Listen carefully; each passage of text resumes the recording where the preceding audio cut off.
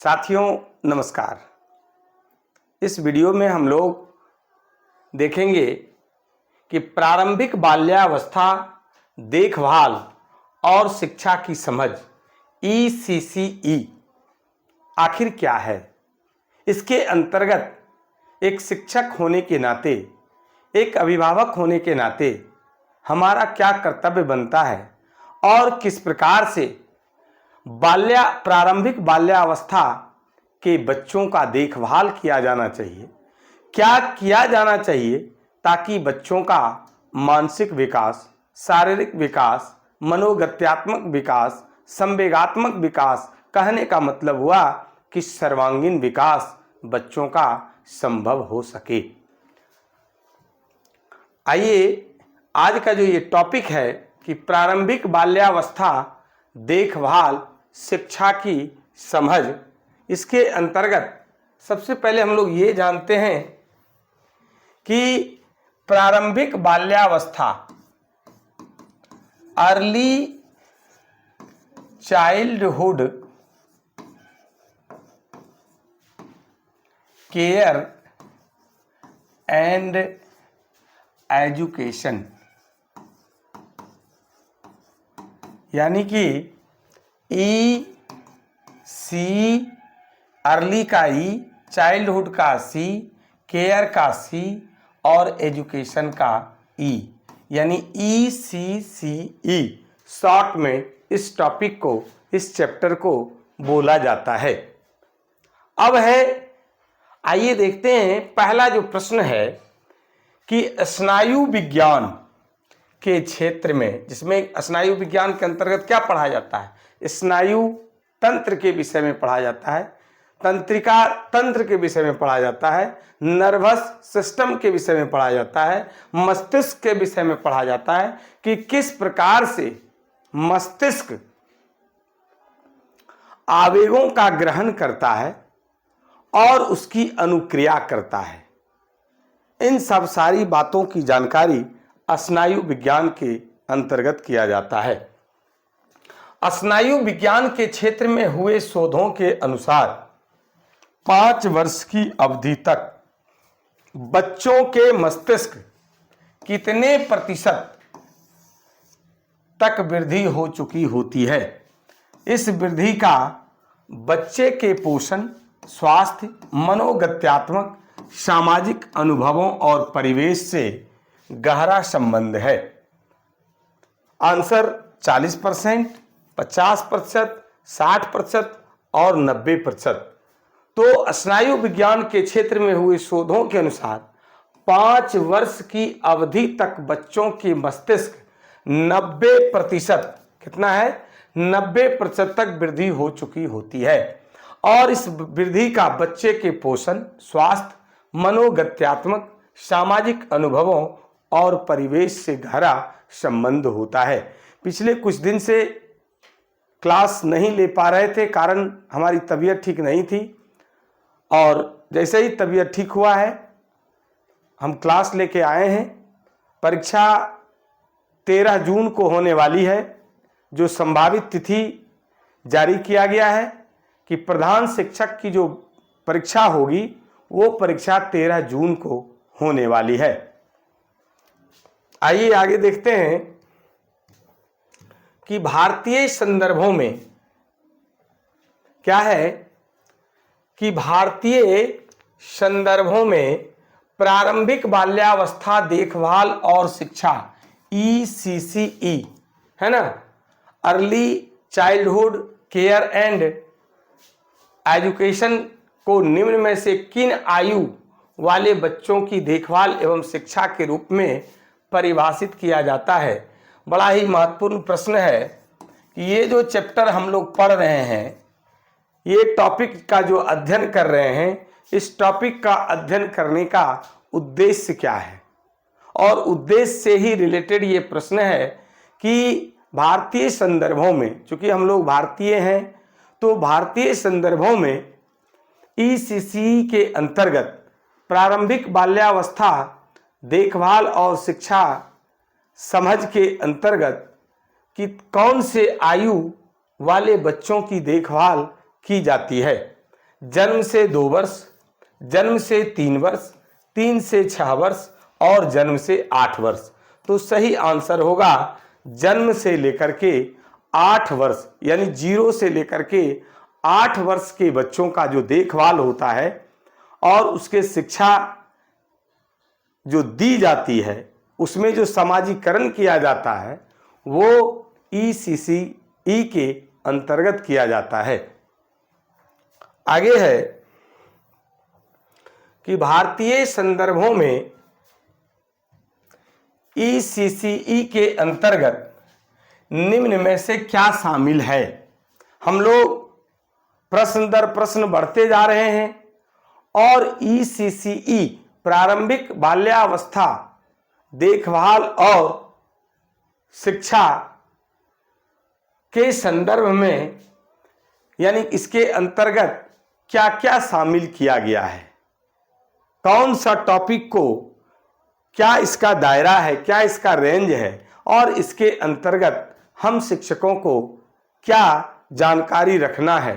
क्योंकि हम सभी ट्रेंड हैं, प्रशिक्षित हैं, प्रशिक्षण ले चुके हैं और अध्यापन का भी कम से कम हम सभी को 8 वर्ष का अनुभव है। और ऐसे में एज ए रिवीजन हम लोग ये देखेंगे कि ECCE के अंतर्गत कौन से कार्यों को, कौन सी चीज़ों को शामिल किया गया है। तो 0 से 3 वर्ष के बच्चों के लिए पालना घर, जिसको कि क्रेंच कहते हैं, द्वारा प्रारंभिक उत्प्रेरणा कार्यक्रम चलाना। 0 से लेके 3 वर्ष तक के बच्चों को पालना घर में यानी क्रेंच में बच्चों को क्या करना, प्रारंभिक उत्प्रेरणा कार्यक्रम करना, ताकि बच्चे 3 वर्ष तक जो उसका मस्तिष्क होता है उसका विकास सही तरीके से हो जाए, मनोगत्यात्मक विकास हो जाए, संवेगात्मक विकास हो, मानसिक विकास हो, शारीरिक विकास हो और वो समुचित तरीके से संभव हो सके। आगे है कि 3 से 6 वर्ष के बच्चों के लिए प्रारंभिक बाल्यावस्था शिक्षा कार्यक्रम चलाना। 6 से 8 वर्ष के बच्चों के लिए ये जो देख रहे हैं 3 से 6 वर्ष के बच्चों के लिए प्रारंभिक बाल्यावस्था शिक्षा कार्यक्रम, इसके अंतर्गत क्या क्या आता है, आंगनबाड़ी, आंगनबाड़ी, बालवाड़ी, है ना, या जो भी बचपन या प्ले स्कूल जिसको बोलते हैं, इसके अंतर्गत आता है। किंडरगार्टन, ये सब जो आता है, इस तरह का जो भी है वो प्ले स्कूल, ये प्रारंभिक बाल्यावस्था शिक्षा कार्यक्रम जो 3 वर्ष से बच्चों का 6 वर्ष तक की आयु के बीच होता है। 6 से 8 वर्ष के बच्चों के लिए विद्यालय शिक्षा के हिस्से के रूप में पूर्व प्राथमिक शिक्षा के कार्यक्रम, ये बच्चा 6 से 8 वर्ष का जो बच्चा होता है ये हम लोगों के विद्यालय में चला आता है, जिसको कि पूर्व प्राथमिक शिक्षा कार्यक्रम के अंतर्गत ये चलाया जाता है। यानी कि क्लास 1 और 2 के बच्चे, क्लास 1 और 2 के बच्चे इसके अंतर्गत आएंगे, है ना। तो इसका मतलब हुआ कि भारतीय संदर्भों में ECCE के अंतर्गत कौन कौन सा कार्य किया जाता है, तो ये उपरोक्त सभी कार्य जो है वो किया जाता है। आगे बढ़ते हैं हम लोग। बच्चों का मस्तिष्क किसी वयस्क, बच्चों का मस्तिष्क किसी वयस्क व्यक्ति के मस्तिष्क की तुलना में निम्न में से क्या होता है, अधिक क्रियाशील होता है, अधिक लचीला होता है, या उपरोक्त दोनों होता है, या फिर इनमें से कोई नहीं। तो देखिए, बच्चों का जो मस्तिष्क होता है वो किसी वयस्क व्यक्ति, मैच्योर्ड व्यक्ति कह सकते हैं, जिसका उम्र, वयस्क व्यक्ति किसको कहते हैं, जिसका उम्र 18 वर्ष से क्या होना चाहिए, अधिक होना चाहिए, है ना। तो अधिक के मस्तिष्क की तुलना में ये क्या होना चाहिए? अधिक क्रियाशील होता है, अधिक लचीला होता है। कहने का मतलब है आंसर हुआ उपरोक्त दोनों। अब है एक नवजात शिशु किसको कहते हैं? जो बच्चा जन्म लेता है, 0 साल वाला, तुरंत जो जन्म लेता है, उसका मस्तिष्क जो है वो कितने न्यूरॉन से बना होता है? अब ये न्यूरॉन क्या है? तो न्यूरॉन का मतलब क्या होता है? तंत्रिका कोशिका होता है, नर्व सेल होता है। और इस तंत्रिका कोशिका के मिलने से तंत्रिका उत्तक बनता है। क्या बनता है? तंत्रिका उत्तक बनता है, नर्वस टिश्यू बनता है। और तंत्रिका उत्तक के मिलने से क्या बनता है कि तंत्रिका तंत्र बनता है, नर्वस सिस्टम बनता है। और इसी तंत्रिका तंत्र के द्वारा जो भी आवेग है, जो भी संवेग है, या जो भी उद्दीपन है, इसका ग्रहण होता है। आवेग या संवेग, ये आवेग संवेग क्या क्या है? तो जैसे रोना, हंसना, भय, क्रोध, है ना, ये सब जो भी है, पढ़ना लिखना सीखना, है ना, जो भी है वो सारा का सारा कहाँ से कंट्रोल होता है? तंत्रिका तंत्र के अंतर्गत होता है, नर्वस सिस्टम के अंतर्गत होता है। अब सवाल उठता है कि एक नवजात शिशु जो तुरंत जन्म लिया है, उसके मस्तिष्क में कितने न्यूरॉन से यह बना होता है? 5 संख, 2 संख, 10 संख या ट्रिलियंस? इनमें से कोई नहीं। तो सही जवाब होगा 10 संख यानी 10 ट्रिलियंस। मिलियन नहीं, क्या कहेंगे? ट्रिलियन कहेंगे। अब है कि ये जो 10 संख या 10 ट्रिलियंस न्यूरॉन, तंत्रिका कोशिका, नर्व सेल मस्तिष्क के अंतर्गत रहता है।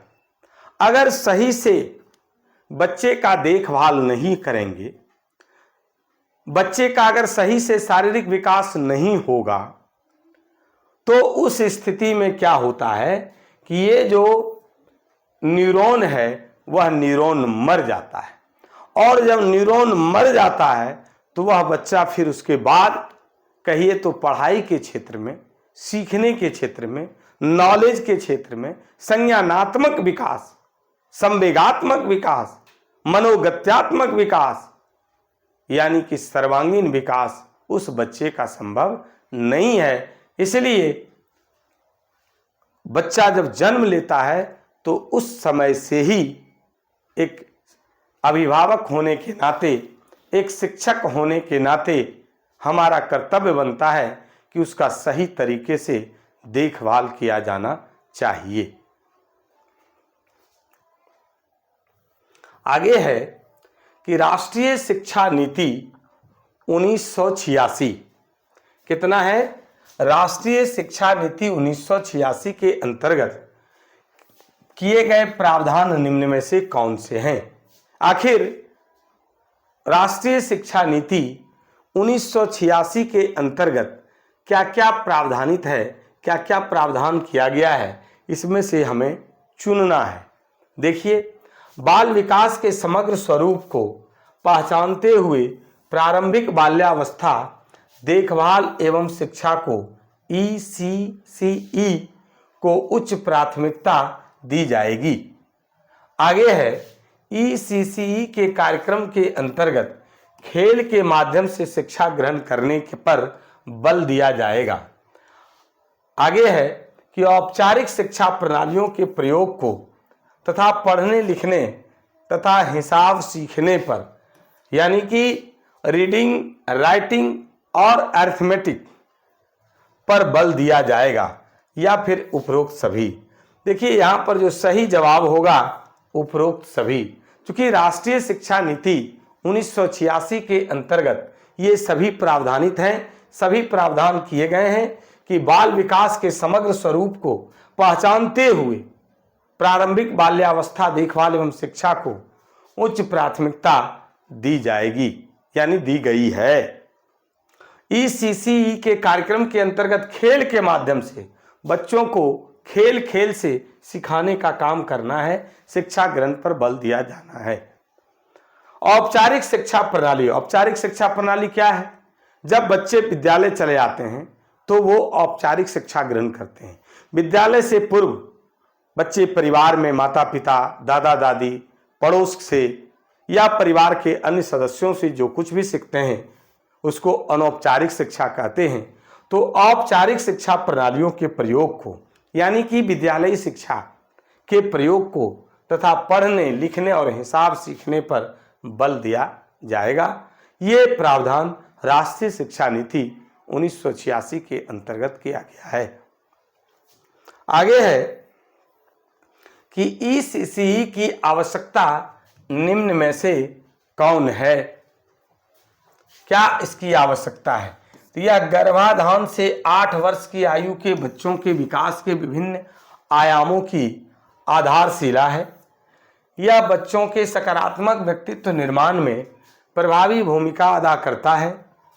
इसके अंतर्गत 8 वर्ष की आयु के बच्चे के सर्वांगीण विकास हेतु प्रभावी कार्यक्रम और प्रावधानों को संदर्भित किया गया है, या फिर उपरोक्त सभी। तो देखिए, ईसीसी की आवश्यकता जो है वो उपरोक्त सभी है।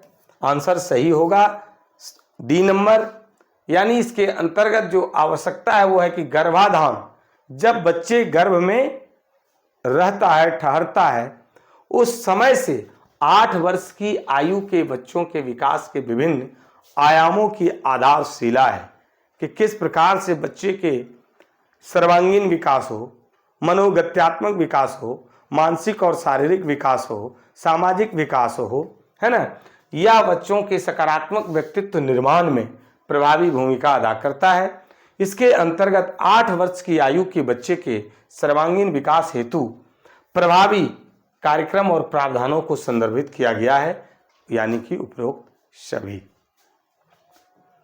आगे है कि भारतीय शिक्षा आयोग 1964 से 66 आपसे यह भी प्रश्न करेगा, प्रश्न के अंतर्गत ही प्रश्न है कि भारतीय शिक्षा आयोग का गठन कब किया गया था? 1964 से 66। अब है कि इसके अनुसार प्रारंभिक बाल्यावस्था शिक्षा के उद्देश्य निम्न में से कौन है? बच्चे में अच्छे शारीरिक गठन, मांसपेशियों का समुचित समन्वय और बुनियादी गत्यात्मक कौशलों का विकास करना, स्वास्थ्य संबंधी अच्छी आदतों और व्यक्तिगत सामंजस्य के लिए आवश्यक बुनियादी कौशलों का विकास करना, बच्चे में सकारात्मक समूह प्रतिभागिता को प्रोत्साहित करना, या उपरोक्त सभी। तो सही जवाब होगा उपरोक्त सभी। कारण बच्चे, भारतीय शिक्षा आयोग जिसका कि गठन 1964 से 66 ईस्वी के बीच किया गया था, और इसके अनुसार प्रारंभिक बाल्यावस्था शिक्षा का उद्देश्य क्या क्या है? तो बच्चे में अच्छे से शारीरिक गठन हो, यानी शरीर का जो गठन हो वो अच्छे तरीके से हो। एक शिक्षक होने के नाते हमें ये जानना होगा कि बच्चे का सिर्फ मानसिक विकास ही हमें नहीं करना है, बच्चे को सिर्फ शिक्षा ग्रहण करना ही नहीं है, तो बच्चे को का शारीरिक गठन भी हो, बच्चे का सही से विकास हो, शारीरिक विकास। देखिए, स्वस्थ शरीर के अंतर्गत ही स्वस्थ मस्तिष्क निवास करता है। तो बच्चे में अच्छे शारीरिक गठन हो, उसका मांसपेशियों का समुचित समन्वय हो और बुनियादी गत्यात्मक कौशलों का विकास हो। समय के अनुसार बच्चे में जो गत्यात्मक कौशल है, यानी बच्चे जन्म लेने के बाद हंसता है, पैर फेंकने लगता है, हाथ फेंकने लगता है, उलटने पलटने लगता है, फिर वह बैठने लगता है, फिर वह धीरे धीरे क्या करता है, सरकने लगता है, फिर खड़ा होने लगता है, चलने लगता है, फिर दौड़ने लगता है। इन सब सारी क्रियाओं को क्या कहते हैं? गत्यात्मक कौशल। और इस कौशल का विकास सही तरीके से हो, स्वास्थ्य संबंधित अच्छी आदतों और व्यक्तिगत सामंजस्य के लिए आवश्यक बुनियादी कौशलों का विकास करना। स्वास्थ्य संबंधी अच्छी आदत का मतलब ब्रश करना, स्नान करना, कपड़ा धोना, साफ कपड़ा पहनना, साफ सुथरा जगह पर रहना, ताजा और गर्म भोजन करने की आदत विकसित करना, साफ सफाई करना, शौच क्रिया के बाद हाथ साबुन से धोना, भोजन से पहले हाथ साबुन से धोना, ये सबको हम लोग बुनियादी क्या बोलते हैं, स्वास्थ्य संबंधी अच्छी आदत कहते हैं। बच्चे में सकारात्मक समूह प्रतिभागिता को प्रोत्साहित करना, ये उपरोक्त सभी जो है इसके अंतर्गत आएगा। अब है कि प्रारंभिक बाल्यावस्था देखभाल और शिक्षा के विशिष्ट उद्देश्य निम्न में से कौन सा है? तो वो है शारीरिक एवं गत्यात्मक विकास। अब शारीरिक और गत्यात्मक विकास क्या हुआ? शारीरिक तो शरीर का विकास है, बच्चा छोटा सा जन्म लेता है, शरीर लंबा चौड़ा इस तरह का हो जाता है। अब है गत्यात्मक विकास, जिस पर अभी चर्चा कर रहे थे कि बच्चे उलटने पुलटने से लेकर हाथ पैर फेंकने से लेकर के वह धीरे धीरे बैठने, फिर खड़ा होने, चलने, फिर दौड़ने और कूदने, इस तरह का जो विकास होता है उसको गत्यात्मक विकास कहते हैं। संज्ञानात्मक विकास, संज्ञान हो जाए, उसमें ज्ञान का विकास, वह कुछ याद करने लगे, तुलना करने लगे कि एक दूसरे में कौन सही है, कौन बड़ा है, कौन छोटा है, कौन अच्छा है, कौन बुरा है ना। भाषा विकास, भाषा विकास के अंतर्गत क्या होगा? भाषा से क्या करते हैं? तो बच्चे अपनी भावना को दूसरों के बीच प्रकट करते हैं, दूसरों की भावना को, दूसरे के भाव को वह समझता है। सृजनात्मक अभिव्यक्ति, सृजनात्मक अभिव्यक्ति क्या हुआ? बच्चे में सृजनात्मकता का गुण होना चाहिए। बच्चे कागज से गुलदस्ता बना लेता है, रद्दी कपड़ा से डोरमेट बना लेता है, गुड़िया बना लेता है। सौंदर्य बोध का विकास, सामाजिक एवं संवेगात्मक विकास, या फिर उपरोक्त सभी? तो सही आंसर होगा उपरोक्त सभी। यानी प्रारंभिक बाल्यावस्था देखभाल और शिक्षा ECCE के विशिष्ट उद्देश्य क्या क्या है? तो ये सब विशिष्ट उद्देश्य के अंतर्गत आता है। शारीरिक एवं गत्यात्मक विकास, संज्ञानात्मक विकास, भाषा विकास, सृजनात्मक अभिव्यक्ति तथा सौंदर्य बोध का विकास, सामाजिक एवं संवेगात्मक विकास, या फिर उपरोक्त सभी? तो आंसर होगा उपरोक्त सभी। चलिए आगे है कि शिशु के अंगों का समुचित विकास।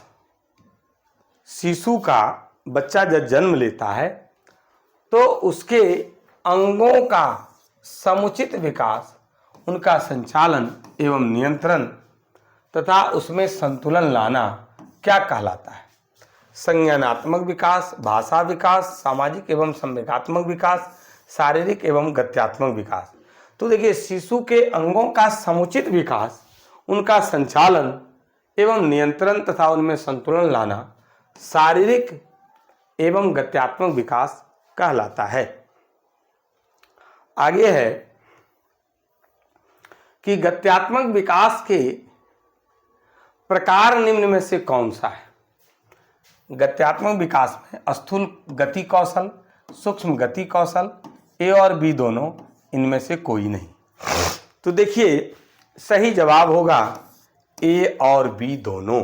यानी गत्यात्मक विकास जो है वो दो प्रकार के होते हैं। एक स्थूल गति कौशल, स्थूल गति कौशल का मतलब हो गया कि बच्चा जब जन्म लेता है तो धीरे धीरे वह उलटना पुलटना, हाथ पैर फेंकना, बैठना, उठ करके फिर धीरे धीरे सीधा खड़ा होना, फिर चलना, दौड़ना, कूदना, ये आ गया क्या क्या?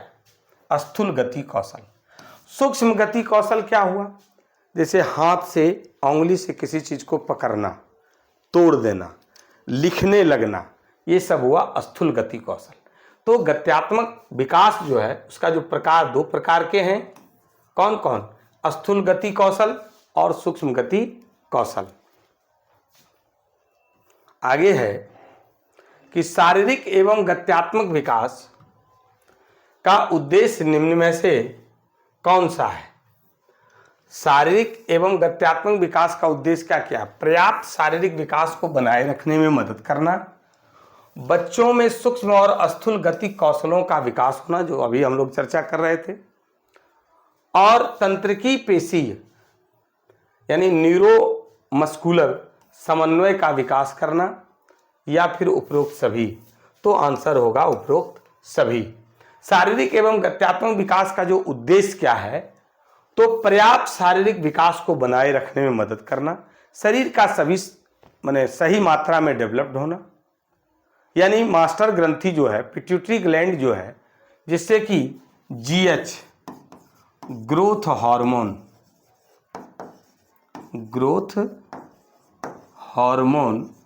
वृद्धि हार्मोन जिसको बोलते हैं, उसका सही मात्रा में क्या हो? स्राव हो, ताकि शरीर का सही से विकास हो। और इसके लिए बच्चों का पोषण और पौष्टिक भोजन जिसको बोलते हैं वो होना जरूरी है। बच्चों में सूक्ष्म गति कौशल यानी उंगली चलाना, पकड़ना, लिखना, स्थूल गति कौशल यानी बच्चे उठ करके बैठना, चलना, दौड़ना, कूदना, तंत्रिका पेशीय समन्वय का विकास करना। अभी हम लोग चर्चा कर रहे थे कि तंत्रिका तंत्र न्यूरॉन से बनता है, तंत्रिका कोशिका से बनता है, तंत्रिका कोशिका से तंत्रिका ऊतक बनता है, तंत्रिका ऊतक से तंत्र का निर्माण होता है, और तंत्रिका तंत्र फिर क्या करता है? तो समन्वय स्थापित करता है, आवेग को ग्रहण करता है, सूचना को ग्रहण करता है, नियंत्रण और समन्वय का कार्य करता है। बच्चे में अगर सही से विकास ना हो, उचित शिक्षा या उचित देखभाल नहीं होता है, उस स्थिति में वह आवेग व न्यूरॉन क्या होता है, जिसका संख्या 10 ट्रिलियन होता है, 10 संख होता है, वह मर जाता है, और उसके बाद बच्चे का सर्वांगीण विकास संभव नहीं है। इसलिए ECCE के अंतर्गत बच्चों का उचित देखभाल करना जरूरी बताया गया है। आगे है कि संज्ञानात्मक विकास के उद्देश्य निम्न में से कौन सा है? पांचों ज्ञान इंद्रियों का उपयोग को प्रोत्साहित करना, स्मृति एवं सूक्ष्म अवलोकन क्षमता का निरंतर विकास करना, क्रमिक तथा तर्कपूर्ण चिंतन का विकास करना, वर्गीकरण और समस्या समाधान के कौशलों का विकास करना, या उपरोक्त सभी? देखिए सही जवाब जो होगा वो उपरोक्त सभी होगा, क्योंकि संज्ञानात्मक विकास का उद्देश्य, संज्ञानात्मक विकास का मतलब क्या होगा? ज्ञान से संबंधित विकास, सीखना, तुलना करना, कौन बड़ा है कौन छोटा है, एक दूसरे के बीच में समझ विकसित करना। तो पांचों ज्ञान इंद्रियां, ज्ञान इंद्री किसको कहते हैं? जिससे हमें ज्ञान प्राप्ति होता है, जैसे आँख है ना, नाक से क्या होता है? स्मेल पता चलता है, गुड स्मेल या बैड स्मेल। कान से सुनते हैं कि सामने बम विस्फोट हुआ या बाघ आया, या गाना बज रहा है, कहीं शादी हो रही है, इस तरह की जानकारी हमें मिलती है। त्वचा, टच करते हैं वो गर्म है या ठंडा है, इससे हम अपने आप को कंफर्टेबल महसूस करते हैं या फिर अनकंफर्टेबल महसूस करते हैं। तो ये चीज़ पांचों जो ज्ञान इंद्रियां हैं इसका उपयोग को प्रोत्साहित करना, स्मृति और सूक्ष्म अवलोकन क्षमता का निरंतर विकास करना, क्रमिक एक के बाद दूसरा तथा तर्कपूर्ण चिंतन का विकास करना, वर्गीकरण करना, क्लासिफिकेशन करना, और समस्या समाधान के कौशलों का विकास करना। कि 2 और 2 4 होता है, 4 और 2 6 होता है, 6 और 3 जो है जोड़ देंगे तो 9 होता है, 9 में 2 घटा दिए 7 होता है। इस तरह का समस्या समाधान के कौशल का विकास करना, यानी उपरोक्त सभी। आगे है कि भाषा विकास के उद्देश्य कौन सा है? भाषा विकास का उद्देश्य क्या क्या है? तो श्रवण कौशल का विकास करना, सुनने का जो कौशल है उसको विकास करना है, मौखिक अभिव्यक्ति के कौशलों का विकास करना, यानी बोल करके अपनी भावना को प्रकट करना, पढ़ने लिखने की तत्परता विकसित करना, बच्चों के शब्द भंडार में निरंतर वृद्धि करना, यानी कि उपरोक्त सभी आंसर होगा। भाषा विकास के अंतर्गत इन सारी चीजों का उल्लेख है, उद्देश्य है। भाषा विकास इसलिए किया जाता है कि बच्चों में श्रवण कौशल का विकास हो सके, मौखिक अभिव्यक्ति के कौशलों का विकास हो सके, पढ़ने लिखने की तत्परता विकसित हो सके, बच्चों के शब्द भंडार में निरंतर वृद्धि हो सके। आगे है कि सामाजिक एवं संवेगात्मक विकास। सामाजिक एवं संवेगात्मक विकास के उद्देश्य निम्न में से कौन सा है? बच्चों में सुरक्षा की भावना विकसित करना, कि बच्चे अब जहाँ भी हैं वो सुरक्षित हैं, किसी प्रकार का उसको भय नहीं है। अपने संवेगों पर नियंत्रण कर पाना, भय, क्रोध, गुस्सा, डर, इस पर वो कंट्रोल करे। अपनी बारी की प्रतीक्षा करना, बच्चे क्या करते हैं स्कूल में या कहीं भी अपनी बारी की प्रतीक्षा नहीं करके आपाधापी करने लगते हैं, भाग दौड़ मचा देते हैं। अपनी भावनाओं को प्रकट करना, उपरोक्त सभी, यानी सही जो आंसर होगा वो ई नंबर होगा। सामाजिक एवं संवेगात्मक विकास का उद्देश्य जो है वो है कि बच्चों में सुरक्षा की भावना विकसित करना, अपने संवेगों पर नियंत्रण कर पाना, अपनी बारी की प्रतीक्षा करना और अपनी भावनाओं को प्रकट करना। चलिए आगे है कि सृजनात्मक अभिव्यक्ति तथा सौंदर्य। सृजनात्मक अभिव्यक्ति तथा सौंदर्य बोध का विकास के उद्देश्य निम्न में से कौन सा है?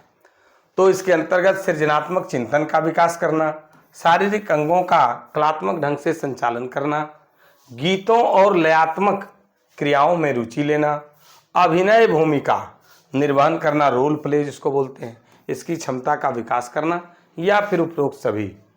सही जो आंसर होगा वो होगा उपरोक्त सभी। कारण सृजनात्मक अभिव्यक्ति और सौंदर्य बोध का विकास का जो उद्देश्य है वो है सृजनात्मक चिंतन का विकास करना, शारीरिक अंगों का कलात्मक ढंग से संचालन करना, गीतों और लयात्मक क्रियाओं में रुचि लेना, अभिनय भूमिका निर्वहन यानी रोल प्ले की क्षमता का विकास करना। उपरोक्त सभी आंसर होगा उपरोक्त सभी। चलिए आगे बढ़ते हैं।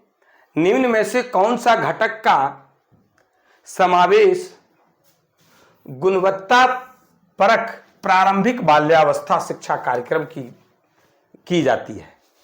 इसके अंतर्गत क्या क्या है? तो आयु और विकास के प्रतिमान के अनुरूप पाठचर्या तैयार करना।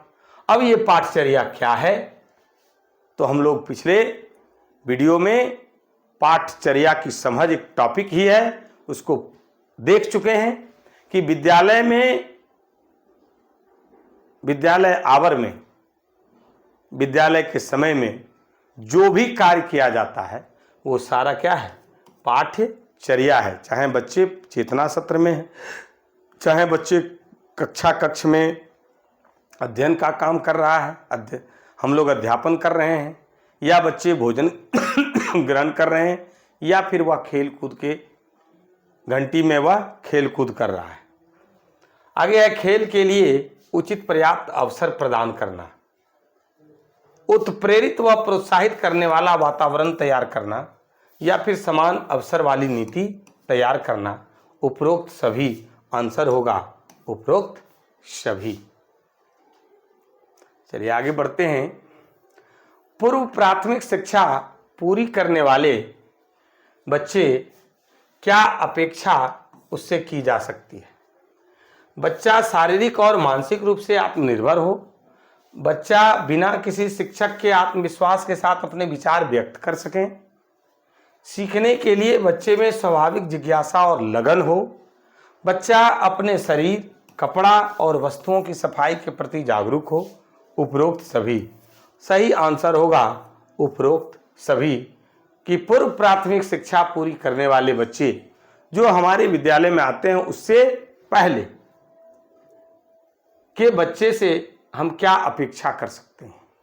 तो वो बच्चा शारीरिक और मानसिक रूप से आत्मनिर्भर हो, बच्चा बिना किसी शिक्षक के आत्मविश्वास के साथ अपने विचार को वह क्या करे? व्यक्त कर सके। सीखने के लिए बच्चे में स्वाभाविक जिज्ञासा और लगन हो कि हमें सीखना है, हमें पढ़ना है, हमें कुछ जानना है। बच्चा अपने शरीर, कपड़ा और वस्तुओं की सफाई के प्रति जागरूक हो। यानी सही आंसर होगा उपरोक्त सभी। आगे बढ़ते हैं कि सीखना या अधिगम, सीखना या अधिगम को निम्न में से किस प्रकार से सुनिश्चित किया जा सकता है? सीखना एक सतत प्रक्रिया है, सीखना एक सतत प्रक्रिया है, सीखना एक प्रत्येक लक्ष्य है, सीखना सुविचारित है, सीखना एक सक्रिय प्रक्रिया है, उपरोक्त सभी। सही आंसर होगा उपरोक्त सभी, क्योंकि सीखना या अधिगम एक सतत प्रक्रिया है, लगातार, ये 2 दिन 4 दिन का या महीना 2 महीना का नहीं है। सीखना एक प्रत्येक लक्ष्य है, एम होना चाहिए, एम्बिशन होना चाहिए।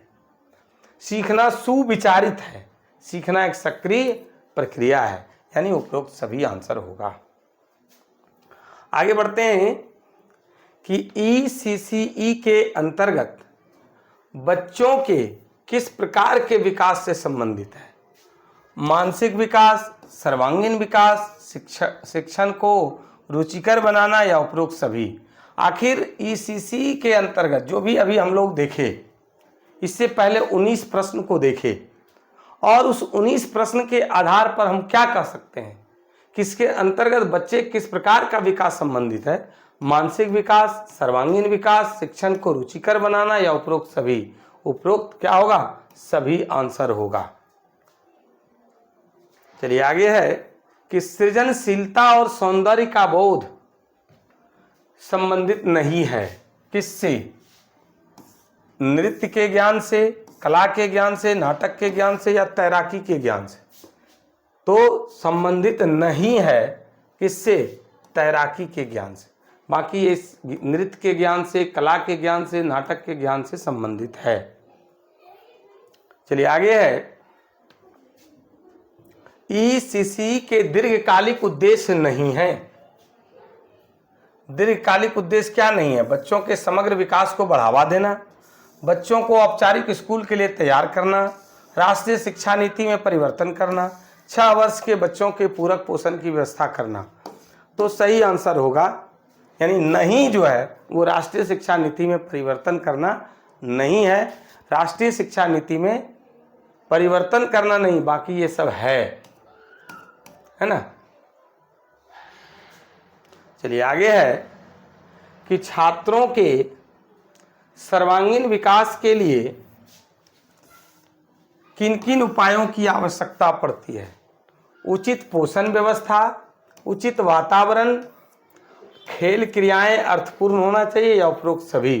तो सही आंसर होगा उपरोक्त सभी। एक छात्र, एक बच्चे का अगर हम सर्वांगीण विकास चाहते हैं तो उसके लिए उचित पोषण व्यवस्था होनी चाहिए, उचित वातावरण होना चाहिए, खेल क्रियाएं अर्थपूर्ण होना चाहिए, यानी उपरोक्त सभी आंसर होगा। चलिए आगे है, बालकों में अंधविश्वास, दकियानुसी ना जन्मे, इसके लिए क्या प्रयास किया जाना चाहिए? बच्चे डरते हैं कि भूत है, बच्चे डरते हैं कि ये है, वो है, फलाना है, तो उससे वह उसको बचाने के लिए हम क्या कर सकते हैं? वैज्ञानिक दृष्टिकोण का विकास करना चाहिए, तर्कपूर्ण शक्ति का विकास करना चाहिए या उपरोक्त दोनों, या इनमें से कोई नहीं। सही जवाब होगा उपरोक्त दोनों। कारण कि बच्चे में अंधविश्वास अगर आ गया, डर आ गया, भय आ गया, फिर मानसिक विकास सही तरीके से नहीं होगा और इस स्थिति से बचाने के लिए उसमें वैज्ञानिक दृष्टिकोण का विकास करना होगा, तर्कपूर्ण शक्ति का विकास करना होगा। अगर ये हुआ तो क्यों हुआ, ये नहीं हुआ तो क्यों नहीं हुआ, इस तरह की बातों का जो है वो उसके अंतर्गत सोचने समझने की शक्ति का विकास करना पड़ेगा। आगे है कि शैक्षिक गतिविधियों के कार्यान्वयन पर बल देना निम्न में से किन चीजों पर निर्भर करता है? शैक्षणिक गतिविधियों, शैक्षिक गतिविधियां क्या है? कहानी कहना, कहानी सुनाना, कविता पाठ करना, उपरोक्त सभी। तो सही जवाब होगा उपरोक्त सभी। शैक्षिक गतिविधियों का जो कार्यान्वयन पर बल देना, यानी कहानी कहना, कह करके उसको सुनाइए, कहानी सुनिए, उससे कहलवाइए, फिर कविता पाठ करना, ये सब है। आगे है ECCE एक कार्यक्रम है, वो क्या है? बड़ा ही इंपॉर्टेंट प्रश्न है ये, इसको इंपॉर्टेंट ही नहीं VVI भी कह सकते हैं, वेरी वेरी इंपॉर्टेंट। यानी ECCE एक कार्यक्रम है बाल केंद्रित, शिक्षक केंद्रित, पाठ्य पुस्तक केंद्रित या इनमें से कोई नहीं, तो होगा बाल केंद्रित। बच्चों को केंद्र में रख करके ही हम लोगों को काम करना है। राष्ट्रीय प्रारंभिक बाल्यावस्था, राष्ट्रीय प्रारंभिक बाल्यावस्था देखभाल और शिक्षा नीति किस वर्ष प्रस्तावित हुई थी? 2009, 2020, 2013, 2014। तो ये 2013 में प्रस्तावित हुई थी, राष्ट्रीय प्रारंभिक बाल्यावस्था देखभाल और शिक्षा नीति। आगे है कि शिक्षा के अधिकार का कानून, शिक्षा के अधिकार का कानून किस वर्ष प्रतिपादित हुआ? 2009, 2007, 2010, 2011।